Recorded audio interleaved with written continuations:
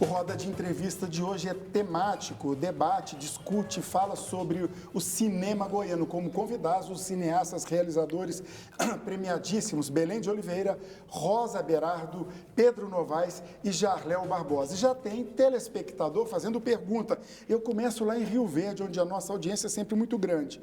Olá, boa noite. Meus questionamentos se resumem em 2 pontos. A cultura, de modo geral, é algo que não há valorização, seja no cinema, literatura. Os setores público e privado não querem a culturalização social, mas a alienação. Outro ponto é a desvalorização regional do cinema.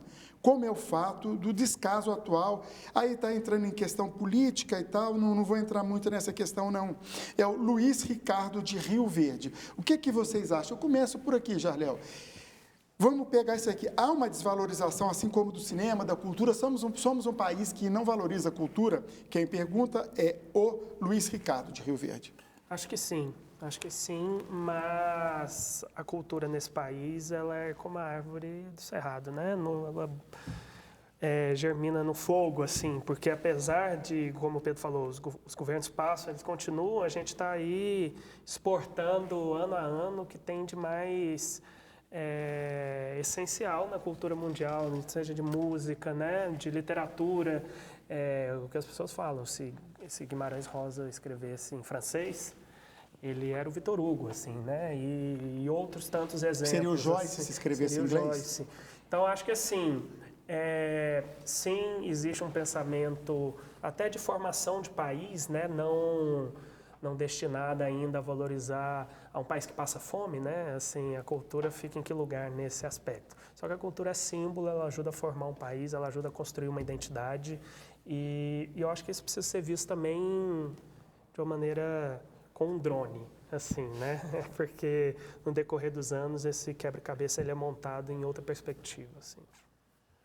Pedro? Não, acho que sim, né? Acho que há uma... E aí não é só uma questão, a gente precisa ampliar, assim, eu acho, o olhar, né? Não é só uma questão de governos, né? É uma questão nossa, né? Assim, né? Porque também dizer isso ao mesmo tempo, assim, a gente não valoriza a cultura, a gente não valoriza a nossa cultura, é quase, né, um lugar comum dizer isso, né? Todo mundo diz isso, a gente está cansado de falar isso e... Por que, no final das contas, isso acontece? Mas é uma triste realidade, né? A gente pode pegar uma série de episódios tristes, assim, nos últimos anos que falam disso, assim, de uma maneira muito, muito pungente, né? Sei lá, incêndio do Museu Nacional, por exemplo, né? É um símbolo, assim, né, do lugar que a gente coloca a nossa história e a nossa cultura, né? E antes do incêndio, ele bastante vazio, né? Sim. Que isso também diz sobre a gente, Sim, né? Assim. sim. Uma coisa que o nosso espectador perguntou, que eu achei muito importante, é sobre a regionalização, né? Então, eu acho que quando o governo estadual, ele entende que ele investir nos artistas locais, de qualquer tipo de arte, né? Teatro, música, cinema, ele está permitindo aos habitantes do estado de Goiás, por exemplo, falando daqui de Goiás, né? A representarem a nossa cultura de diversas formas e levar ela para fora, como, né, os nossos colegas já falaram aqui. Então, quando, por exemplo, você no cinema vai fazer um filme, você mostra Goiás a partir do ponto de vista, do olhar de um goiano. E nós, goianos, vemos a nossa terra de uma maneira diferente do que um paulista, do que um carioca, do que um estrangeiro que vem filmar em Goiás. Então, Melhor ou pior a gente vê? A gente vê com um ponto de vista mais, com um ponto de vista regional. Nós nos vemos muitas vezes sem estereótipos.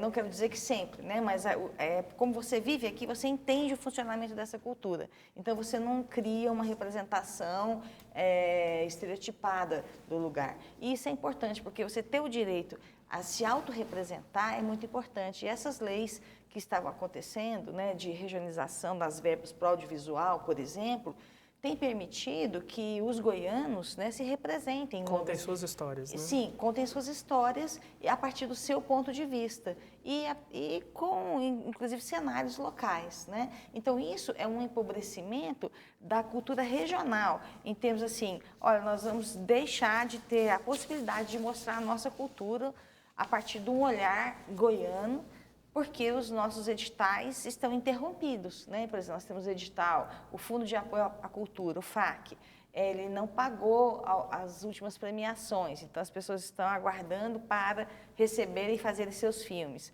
A Lei Goiás, públicas. as TVs, exatamente, Parado. o edital de TVs públicas a nível nacional, que a Ancine congelou, né, por censura.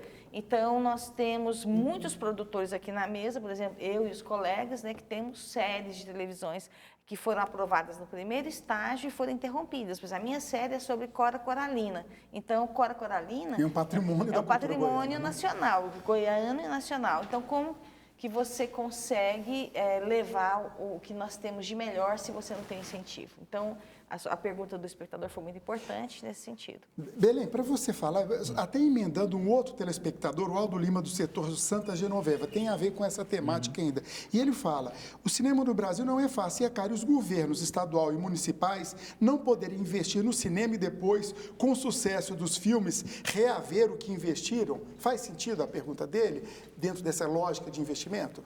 Sim, faz sentido. Isso existe em vários países do mundo. Vários lugares fazem isso. O FSA mesmo foi pensado dessa forma. Explica para o telespectador. O FSA é o Fundo Setorial do Audiovisual Federal. Ele é financiado pelo próprio setor. Então, não só impostos que incidem sobre a produção audiovisual, mas também sobre o retorno da produção que é feita. Então, isso é totalmente... Além disso, tem uma outra questão, que o Pedro falou no primeiro bloco, que é um retorno, digamos, imaterial, que é enorme. Vamos dar um exemplo aqui, Estados Unidos. Estados Unidos, no início do século, a Inglaterra dominava o mundo. Os Estados Unidos começa, depois da Primeira Guerra, a dominar o mundo. E uma das armas é qual? É o cinema. Com certeza. Através levando o cinema, a história deles para o mundo e fazendo o mundo consumir eles, consumir os produtos deles. Então, quando um americano chega aqui e vai falar para você, eu queria te vender um homenzinho do Homem-Aranha. Você sabe o que é o Homem-Aranha. Mas se a gente for vender o Saci Pererê, as pessoas não sabem. Eu pego isso, o mês que vem, outubro, é o mês do Saci Pererê, mas fala que é o mês do Halloween, né? Mas é o mês do Saci Pererê. Até puxando a conversa, eu começo com vocês dois. A Rosa tem uma ligação muito grande com o Canadá. Você morou na França. E depois vocês também entram. Mas fazendo essa comparação com o Canadá e com França, o que vocês falariam disso?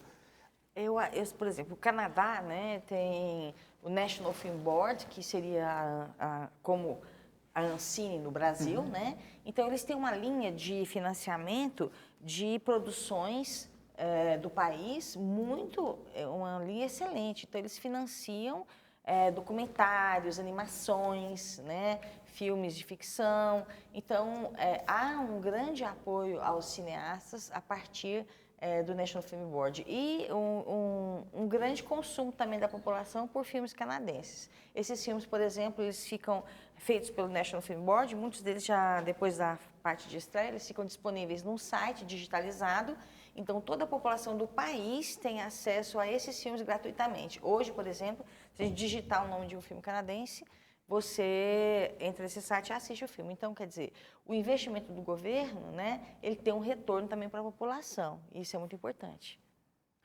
Na França tem o CNC. O CNC é um órgão federal francês que tem toda uma política de Estado, política pública. Ou seja, o que eu quero dizer com isso? Tem um planejamento de longo prazo, de muito longo prazo, e a política de Estado, ou seja, muda-se os governos, do governo, direita, vai esquerda, continuar, centro. exatamente. Aquilo está ali e vai continuar. E uma coisa fundamental ele liga todas as esferas da produção. Então, ele liga o produtor grande, o pequeno produtor, a televisão, o distribuidor, a sala de cinema, e todos eles estão envolvidos no projeto desde o início.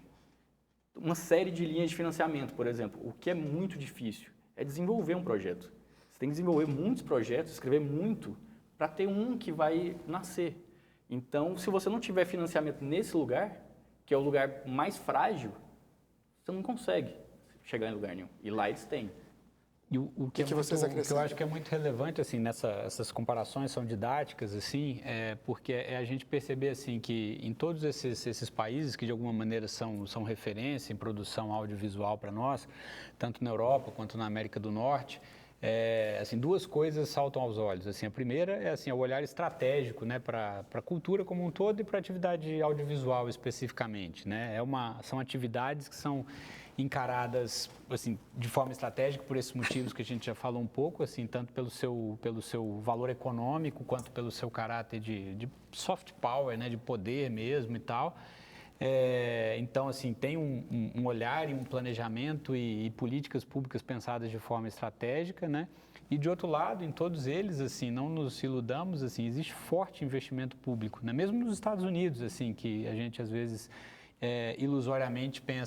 onde a gente ilusoriamente pensa que o financiamento da atividade audiovisual é todo privado, tem muito incentivo público. Inclusive, tem uma TV pública muito boa, né? PBTV, se eu não me engano. Né? E isso, acho que, assim, reforça isso, assim, né? O caráter estratégico e a importância da sociedade valorizar e da gente investir na produção audiovisual. E uma coisa que precisa ficar bastante clara é que, assim, que o planejamento da produtora, do produtor, ele coincide com o planejamento do ente público.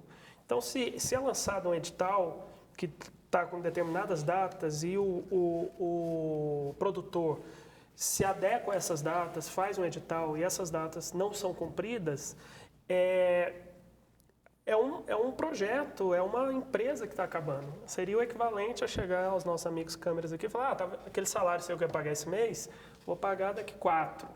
É uma coisa assim que você mexe num planejamento profissional que a pessoa está se preparando, que é inviável. Então, se o poder público não entender que o seu planejamento tem que seguir o planejamento conjunto das produtoras, o mercado para. Aí é terrível, né? Bom, vamos, antes de encerrar esse segundo bloco, como eu combinei, mostrar trecho de mais um filme. Agora nós vamos com Alasca, do Pedro, que é um filme de 2018. Não foi feito lá no gelo do Alasca, né? Vamos rodar aí um trechinho e aí o Pedro vai contando do filme. Ok, então vamos lá. Oi, Fernando. Aqui é a Ana. Quanto tempo, né? Eu fiquei sabendo só agora da morte de seu pai. Será que a gente consegue tomar um café?